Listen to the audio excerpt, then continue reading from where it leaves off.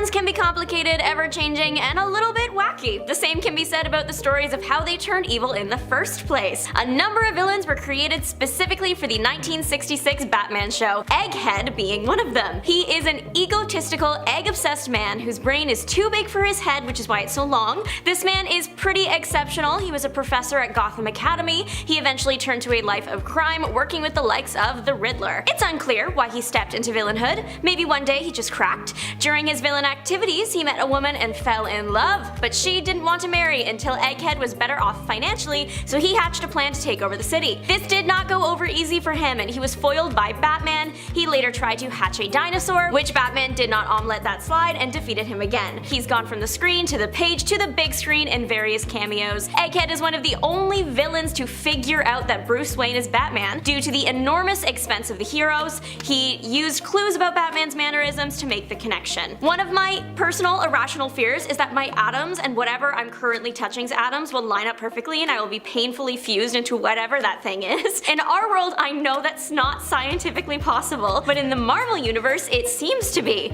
Maybe. In Spidey's Super Stories 8, Spider-Man encounters a man fused with a wall, making him the Wall. He was a regular kid until an accident at work permanently altered his being. The accident being an entire brick wall coming crashing down on him. It's not really explained how he fuses with the bricks, but the only semi-plausible reason I can think of is their atoms lining up, which hopefully they'll line up again and he can be freed. We only see him in Spidey stories, but he was based on a character created for the Electric Company TV show. The Spidey Super Stories and the show went hand in hand. The show was designed to entice kids to practice speech and writing, as were the Spidey comics. Marvel provided Spidey to the channel for free, and he wasn't the only big name there. Morgan Freeman and Rita Moreno starred as well. As for the Wall, we don't see him again until a profile on the Marvel Strike Force website goes up. Batman's valet, Alfred, is a saint and deserves nothing but good things. So why did the creators of Detective Comics feel the need to crush him with a boulder, have his body kidnapped and experimented on, and brought back to life Frankenstein style, turning him into a villain wanting to kill his family? I don't get it. After the experiments are done on his near-dead body, his mind and body have been twisted into reverse, so all the love he felt for Batman and Robin is now hatred for Batman and Robin. The Outsider is a physically separate being from Alfred.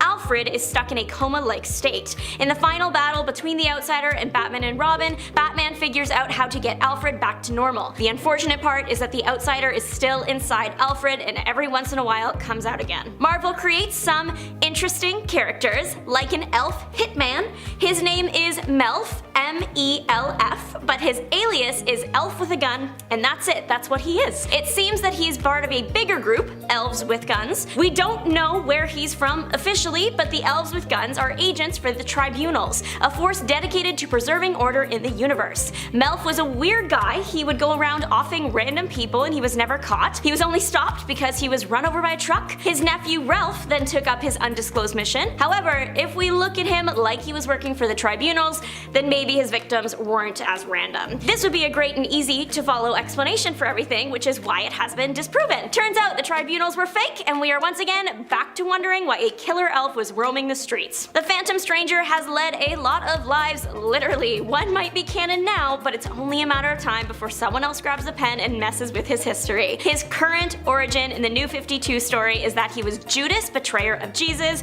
and that makes him one of the greatest sinners that has ever lived. Another is that he was a fallen angel who didn't pick a side during the Heavenly War. Another is that he was Isaac from the Bible story. Not exactly the same though. This time his son died because King Herod was looking for Jesus, and now Isaac hates Jesus and later tore him. Another is that he was spared during biblical times but didn't want to be, but the angels didn't want to let him in heaven, so he has to walk the earth alone forever. And the fourth is that he was actually one of the last remaining parts of our previous universe. At the final curtain, he approaches those studying the end and passes a part of himself onto a new person, so when the universe is reborn, they get a Phantom Stranger too. In addition to his many backstories, it is also up in the air as to whether or not he is a villain. To me, I think he started out as a villain. He did betray Jesus in at least a few of these, but later realized the error of his ways and became a sort of hero. Lots of people just choose to ignore many New 52 storylines, so I guess we'll just have to wait and see what sticks for Phantom. Phantom Stranger is now connected to a villain called Question, but that wasn't always the case.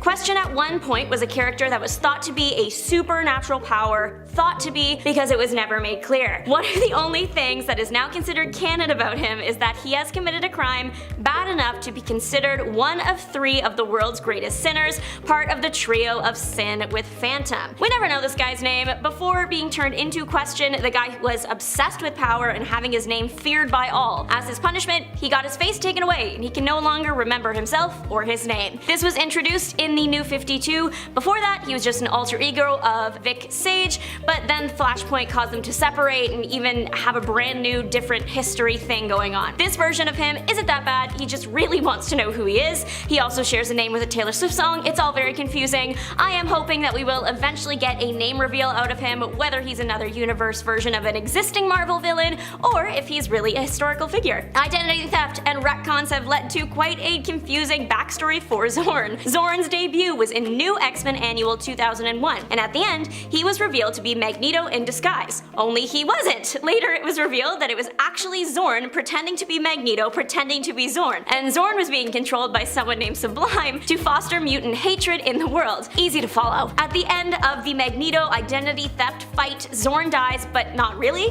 His body is done for, but his essence was still around through his connection to Sublime, so he came back. The creator of Zorn in 2001 always intended for Zorn to be Magneto, actually Magneto, so when you read the story there are hints to it the whole way through. It was because the editors liked Zorn's character, and Marvel wanted Magneto alive so they could use him again, that the confusing aspect of his story was born. Zorn also has a twin brother with very similar powers to him, so sometimes Zorn returns but it's Zorn 1, or it's not Zorn 1 and it's actually Zorn 2, it's a whole thing. Duela Dent's origin is confusing because she wants it to be. She is a pathological liar when it comes to her family tree. She is claimed to be the daughter of the Joker, Catwoman, the Riddler, the Penguin, Scarecrow, and Two-Face, and even more. She was first introduced as the Joker's daughter, but her last name is Dent, the same name belonging to Harvey Dent, or Two-Face. So now she is known as Two-Face's daughter for a while, until Robin figures out she's not the right age to be his daughter. She agrees and then just disappears. She appeared in the Teen Titans comic series, and she was planned to be revealed as a time traveler that gets reality warped one too many times and is driven insane. Unfortunately, we never got to see this as the comics were cancelled. Technically, Duela doesn't want to be a villain, but she does fight a lot of heroes and lies all the time. She was later revealed to actually legit be the daughter of another universe Joker and Three-Face, a female variation of Two-Face. Is this a lie?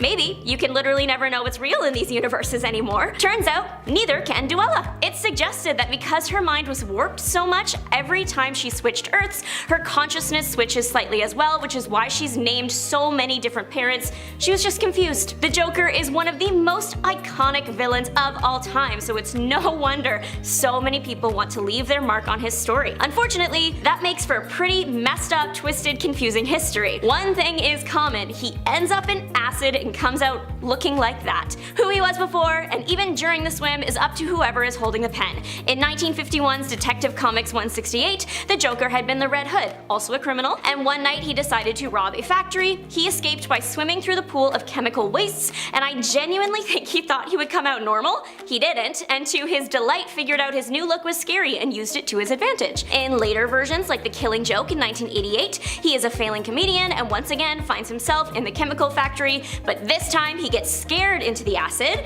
In Batman the Animated Series, he was a hitman first. In the very recent and Oscar-worthy interpretation from Joaquin Phoenix is that he didn't fall in the acid yet. His look is just makeup and he has a neurological disorder that makes him randomly laugh. There is another movie coming up with Lady Gaga as Harley, so maybe the acid will make an appearance then too. Time for the big guy, the MCU's newest big bad wolf and my never-ending headache, Kang the Conqueror. One thing seems to generally stay consistent: every version of Kang Kang starts out as Nathaniel Richards. Where Nathaniel comes from? We have options. There was a Nathaniel from Earth 616 that brought peace to Earth 6311 when he traveled there. This made him a big deal. He was known as the legendary benefactor. But he wasn't the Nathaniel native to the planet, so another Nathaniel was eventually born. This Nathaniel was maybe descended from the great benefactor himself, or Dr. Doom. This Nathaniel's history was messed up by another him, causing him to be a good guy for a while. Nathaniel grows up and is bored, so he travels back in time to Earth 616's ancient Egypt. His plans? Be king. Eventually he tries to return home after losing some fights, but is caught in a time storm and transported ahead to the 40th century Earth 6311.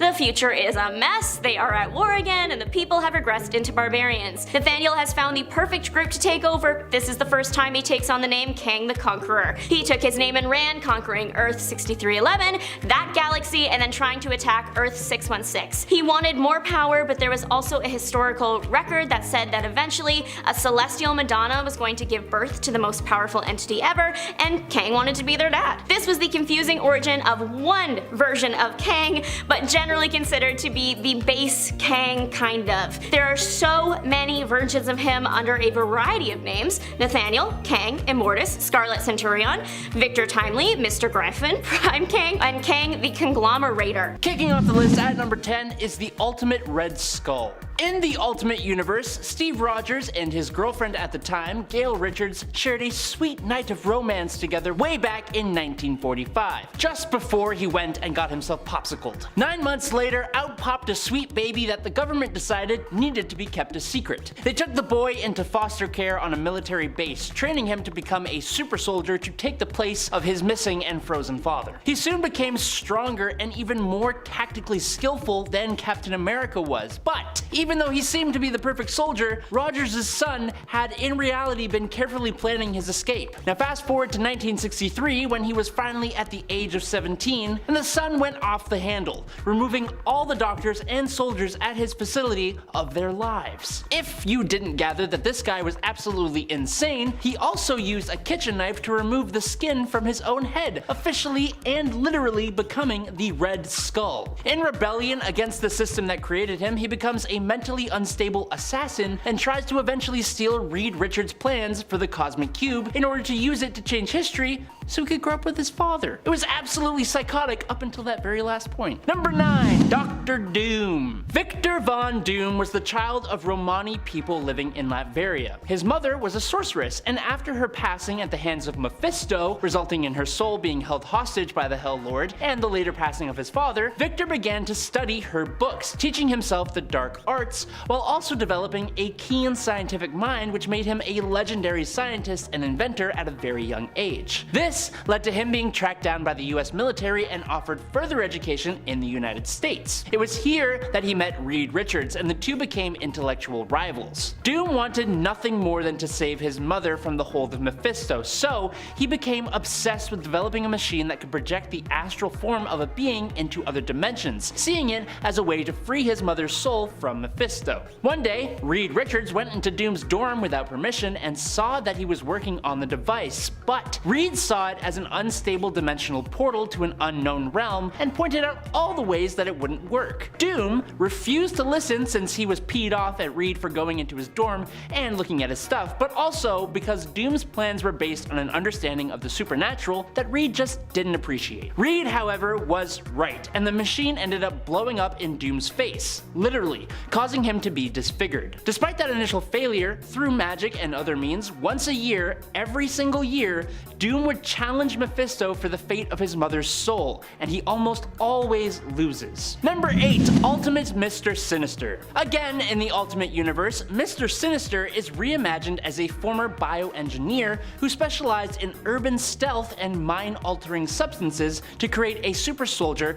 who could evade any form of detection and hypnotically persuade others. Unfortunately, his superiors refused to allow Nathaniel Essex to test his research on human subjects, so he experimented on himself and acquired superhuman powers. But he also became a schizophrenic street thug with a white tank top, weird tattoos, and a proclivity for gunning down mutants to please his Lord Apocalypse. But his Lord Apocalypse isn't even real, and it's just a hallucination slash an effigy Sinister has constructed out of trash. This Lord Apocalypse inside of Sinister's head would preach about ushering in a, quote, quote final age of mutant dominance or the end of the world. But to do so, Sinister apparently had to remove 10 innocent mutants from existence. 4 issues of the X-Men chasing down a delusional mutant murderer were some of the best from the Ultimate X-Men's extended run. Number 7. Earth 17 Overman. On Earth 17, that appeared very briefly in Animal Man issue number 23, superheroes are a product of government experiments. The Superman of this universe is called Overman, and he was the first hero with all the other heroes being spawns of his own DNA. That seems pretty normal for a comic book. It feels very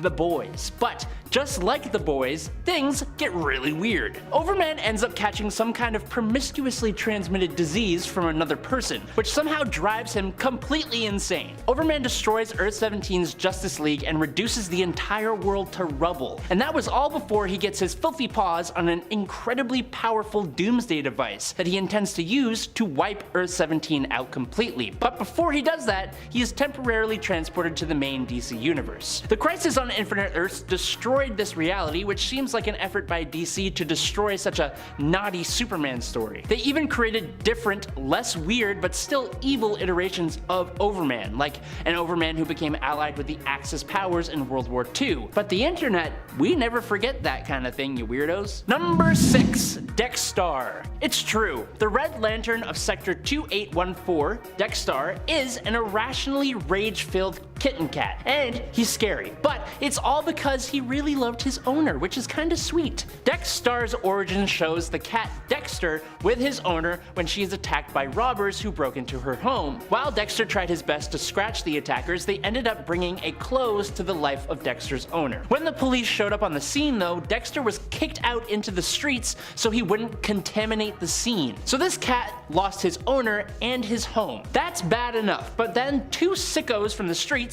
found Dexter when he was trying to sleep, put him in a sack, and threw him into a river. This unbelievable and unfortunate sequence of events filled this poor little kitty with enough pure, unbridled rage that it caught the attention of Atrocitus, who called out to him and made Dexter a Red Lantern. With this newfound power of the Red Lantern ring, the Rage Kitty exacted sweet revenge on the sickos who sacked him and flew to say goodbye to his owner one last time, saying, in his little cat language, "I find who hurt you, I kill, I good kitty." Number 5. The Joker. There are many variations of the Joker's origin story, with no one version being officially accepted. And that's because he either doesn't remember the real one, doesn't want to tell anyone, or is just so insane that he makes up a new one every single time. It's part of what makes the Joker so compelling. The most popular of his origin stories, though, sees him as a civilian named Jack. Jack leaves behind a career as a chemical engineer to go into stand-up comedy. When he fails miserably, he turns to a gang of criminals in order to support his pregnant wife. The criminals name him Red Hood and set up a robbery at a chemical plant,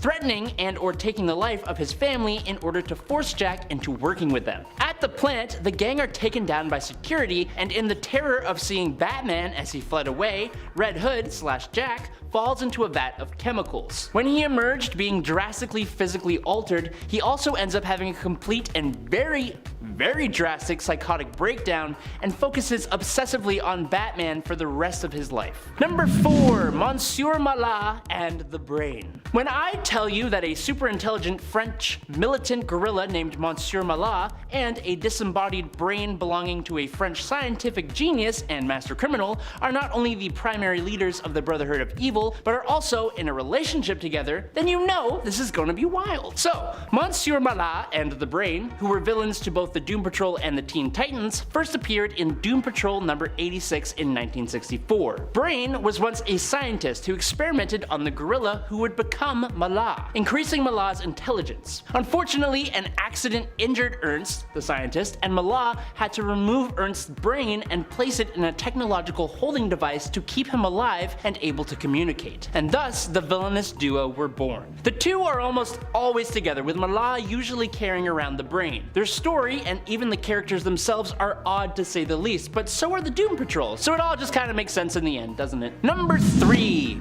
Bane. Bane was born inside the feared Pena Duro prison on Santa Prisca, an island in the Caribbean Sea, after his father, Edmund Dorrance, escaped and had the corrupt government transfer his life sentence to his unborn child. That alone is just so messed up. This child was forced to serve his father's prison sentence, is named Bane by a prison warden after he took the first of many lives while still growing up. Bane spends his time in prison building himself into the perfect specimen of physical and mental ability, teaching himself strategy, philosophy, languages, and mathematics while also turning his body into the example of peak fitness and strength. Bane becomes the, quote, king of the prison and is its most feared inmate. Being such an incredible specimen of a human being, Bane is selected for use in a super soldier experimental program, being injected with a lethal substance called venom. But unlike any other before him, Bane not only survives, but he finds the venom further enhances his already outstanding physical abilities, but with the caveat that it must be taken every 12 hours. To help that, a system of tubes is installed on Bane to pump venom directly into his system. It's not too long after that Bane sets his sights on dominating Gotham City and its bat-themed protector. In at number 2, it's Cheetah. Cheetah was initially a famous archaeologist named Dr. Barbara Ann Minerva. She was a bit, I don't know what's the word, quirky? With an obsessive love of artifacts and not much of a care for other human beings. But still, she wasn't exactly evil, not at first. Minerva stumbled upon an ancient tribe in Africa that was protected by a female guardian with the powers of a cheetah. Super cool. So cool that when she is told the legend of this female hero by a witch doctor, she believes she can become the next cheetah. To do this, Minerva has to become the bride of a plant god by the name of Kartaga. I'm sorry if I mispronounced that. She fulfills all of the requirements to become his bride, ingesting a mixture of human blood, berries, and his leaves, but while things seem to be going smoothly, she was not told the key requirement, that she needs to be a virgin. Since Minerva is not a virgin, she is instead cursed to suffer severe pain when she's in human form and have an insatiable bloodlust whenever she turns into Cheetah. And finally, in at number 1, it's Armless Tiger Man. If any of you know me, then you know Gustav Hertz was going to make this list. Gustav worked in a mechanical laboratory in Munich, Germany during the 1940s, but unfortunately for Hertz, one day his arms got caught in a machine and had to be amputated. While this is a horrible thing to happen to anyone, Gustav did survive the experience, and he was later given reading material on how to operate day to day without arms, instead using his mouth and feet to complete daily tasks. Turns out that he was really good at this. Hertz developed ridiculous skill in using his teeth and feet. He even took things a couple steps further. He sharpened his teeth into fangs that he could use as weapons and tools, and he even developed above average levels of strength and dexterity in his jaw, legs, and toes, allowing him to bend steel with his mouth, kick really hard, and throw daggers with his toes. He ends up proving how capable he was as a World War II enemy of the hero Angel and an enemy of Wakanda, where he was completely destroyed by that era's Black Panther. I will talk about Armless Tiger Man whenever I have the chance, and I am not sorry about it. Coming in at number 10 today is Galactus. Being one of the constants in Marvel Comics since 1965, Galactus is a big name in comic books, and yet I feel like there's a good chunk of people who may not know his origins. Galactus was known originally as the space explorer Galen from a planet called Ta. The civilization he belongs to was the most advanced of any of the known universes at that time, and Galen was a genetically engineered child of one of Ta's greatest scientists. But Galen and his society existed in the previous iteration of the Marvel multiverse, the Sixth Cosmos. Essentially, in Marvel, the universe starts off as a cosmic egg, or a sphere of disorganized, dense, compact matter. This sphere undergoes a big bang that hurls the matter outwards, where it eventually condenses into stars, planets, moons, and all that good stuff. It all expands in size for billions of years, and then it begins to go in reverse, undergoing a quote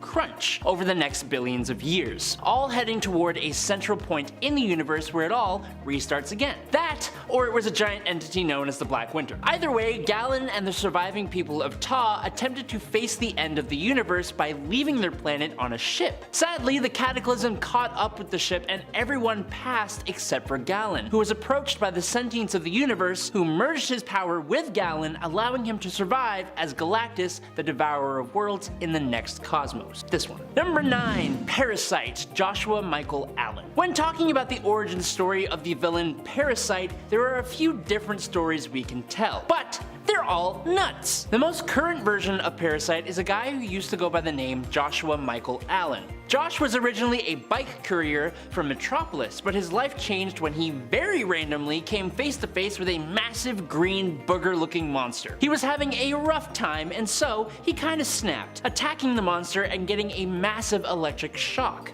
He then lost consciousness. When he came to, he was diagnosed as suffering from alien flu. He also lost his job and got dumped by his GF in the same stroke, so that's pretty sad. It was then that he was called into Star Labs to be checked for the virus. All of a sudden, a random explosion at the lab took out everyone nearby and transformed Joshua into a purple grotesque monster called Parasite. As Parasite, he uncontrollably, and suffering from a crazy level of hunger, drained the energy of people around him, leaving them as husks. However, the Man of Steel came to intervene, and when Parasite touched Superman, he gained way more energy than he had from anyone before. From that point forward, leeching metahuman powers became his new obsession. Number 8. Solomon Grundy. Cyrus Gold lived a pretty miserable life. His father, Gold Sr., had moved to Gotham City to gain fame and fortune, and failed miserably. The elder Gold began to use his family as a way to vent off the hate he felt towards his superiors. For years, the young Cyrus Gold was mistreated, coming to a head when his mother packed her belongings, kissed him goodbye, and abandoned him alone with his horrible father. Not too much later, Cyrus snuck down to the docks to watch his father work when a crate fell on top of Cyrus Gold's father, taking him out of the picture instantly. Now, Cyrus Gold was all alone. Forced to survive on nothing, he swore to himself to make his own riches and power. And miraculously, a mysterious stranger offered Cyrus the deal of a lifetime. He could become rich and powerful if he only served the stranger until the day he died. Cyrus Gold shook the stranger's hand, and what do you know? He soon became wealthy and powerful, but by ways not very honest. He took people's lives, including his mother and various people who had bullied him in the past. He stole, and he became a horrible mobster, notorious for dumping the bodies of his victims in the waters of Slaughter Swamp. During this period, Cyrus somehow got married and had a little boy and a little girl as well. Initially, they were a happy family, but Cyrus became a worse and worse husband until, in a fit of rage, Cyrus took his wife's life. A mob formed and chased him into the swamps. Now, Cyrus didn't want to go by the mob's hands, and subsequently, he stuck himself through the heart, sinking into the cursed waters of Slaughter Swamp. Now, the swamp, filled with unknown acids and chemicals, bonded to the preserving corpse of Cyrus Gold, fusing his body through time with wood, stone, and pretty much anything else that was unlucky enough to fall into the swamp. 50 years later, after his passing, something happened. In the dead of night, a moaning was heard. The waters rippled and parted as a hideously decayed white hand reached out. That night, from the remains of a selfish and evil man, came a hulking avatar of the Grey, known only as Solomon Grundy, naming himself after a famous poem. That was a long one, I'm sorry. Number 7. Killer Croc. As with most DC characters, Killer Croc, aka Waylon Jones, has two main origin stories: the pre- and post-Flashpoint origins, with some minor differences. Born in a slum in Tampa, Florida, Waylon was born with a congenital medical condition that caused him to have scaly, thick skin and reptilian features, which led to the Croc part of his name. This is true in both origins, although post-Flashpoint this condition was given a bit more depth as Waylon tried to scrub away the scales for years. Now, with his mother passing away from his birth and his father abandoning the little Croc, Waylon was raised by his aunt, but she had a bit of a problem with the drinky. As a teenager, Croc had no friends and was bullied for his medical condition, as is usually the case in a villain origin story. So,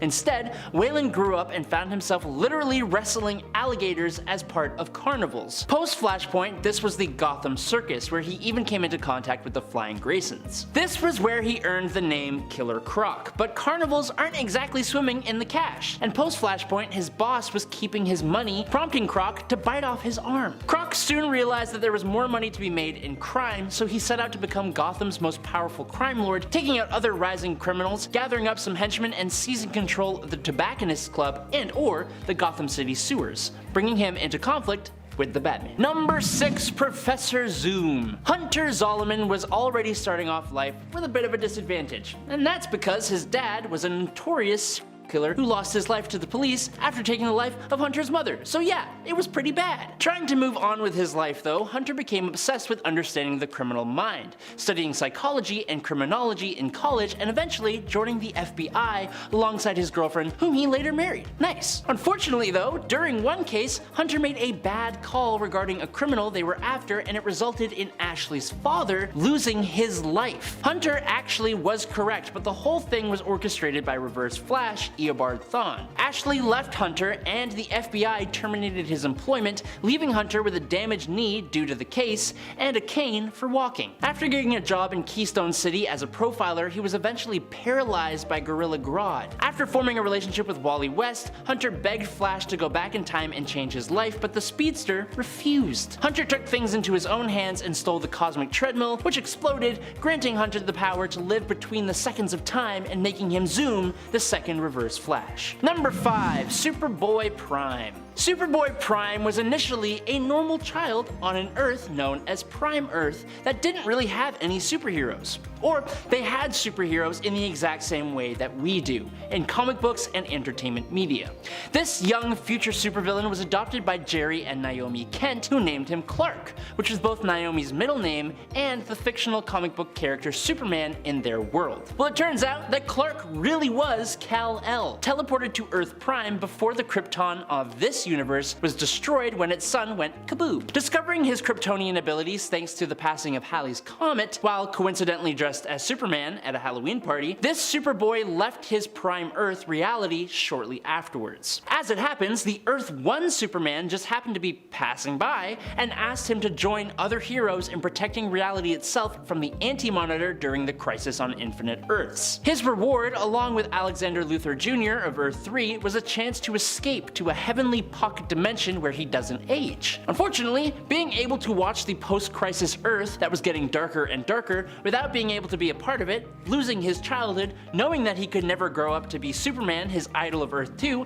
and feeling like the heroes of post-crisis Earth were absolute dog water, Superboy Prime became a pretty bitter guy. He escaped with Alexander and instigated the Infinite Crisis, and then he went on to be an incredibly despicable bad guy. Number 4. Doomsday. Doomsday is essentially just pure destruction. He was able to bring down the Justice League and take the life of Earth's premier hero, Superman, in his first appearance. Doomsday doesn't speak, he can't be reasoned with, and the only way to stop him is to beat him harder than he will beat you. That's because Doomsday was created on the planet Krypton as the ultimate life form, tested against that planet's harsh environment and eventually against the Kryptonians themselves. Doomsday's whole life cycle involves it being killed and then coming back stronger than whatever took it out. Over decades and decades that involved literal thousands of repeated deaths, Doomsday essentially became a nearly undefeatable monster with no other thought process beyond destroying everything in front of him and just moving on to the next thing. All he does is punch things to pieces, and the only way to stop him is to try and punch him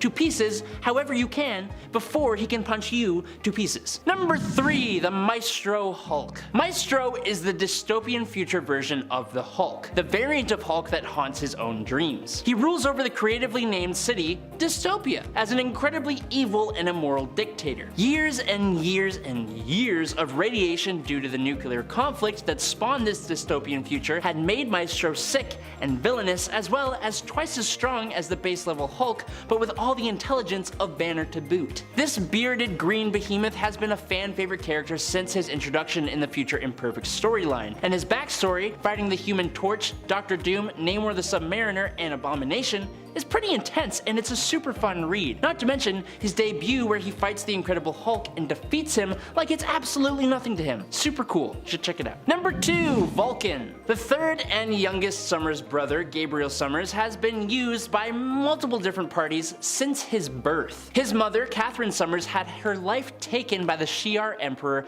Dekan as a punishment for his father, Christopher Summers' own actions. He was basically paying for his father's crimes, which sucks. The Shi'ar Shi'ar took Gabriel and artificially aged him up and essentially used him back on Earth. So he was robbed of his childhood, which essentially meant that Vulcan has a tendency to act like a huge brat sometimes. It's a big old baby. After being saved and mentored by Moira McTaggart, Vulcan was drafted into an early team of Professor X's X-Men that got almost completely perished at the hands of Krakoa. Professor X then used his powers to wipe everyone's mind of the memory of this team of X-Men, which was incredibly messed up. Unbeknownst to Xavier though, Vulcan absorbed the energies of his teammates and was actually able to survive, spending years in Earth's orbit just kind of inert and floating there until the events of M-Day awoke him. After coming back and fighting the X-Men and Xavier for some understandable vengeance, Gabriel took off into space and essentially took control of the Shi'ar Empire, marrying the black sheep of the Shi'ar royal family and using his massive power to beat the royal guard, take the life of Decan, and place himself on the throne. And finally, in at number 1, it's Thanos. Look, I know we all love Thanos as a villain. He's terribly ruthless, massively intelligent, and sickeningly powerful. But my lord, is his origin messed up. Thanos was born on Titan, a moon of Saturn, and is technically an Eternal. Unfortunately though, Thanos was born with a deviant gene, which made him very different looking from the rest of the Titan Eternals, with purple thick hide-like skin and a much larger body. These differences caused Thanos' mom to try and change his life status from alive to lights out, and when that failed, he was ruthlessly bullied as he grew up. As such, Thanos wasn't the happiest child, and he distanced himself from his society, instead investing himself in science, life and death, and he also started dissecting animals all Dahmer-like. Thanos found he has a thing for death. In fact, he met and started to fall in love with the literal physical embodiment of death in Marvel Comics, Mistress Death. To prove his love for her, he would commit some of the worst crimes, starting with the dissection of his mom, the bombardment of his home world, and eventually assembling the Infinity Stones and trying to wield the Cosmic Cube to destroy all life in the universe.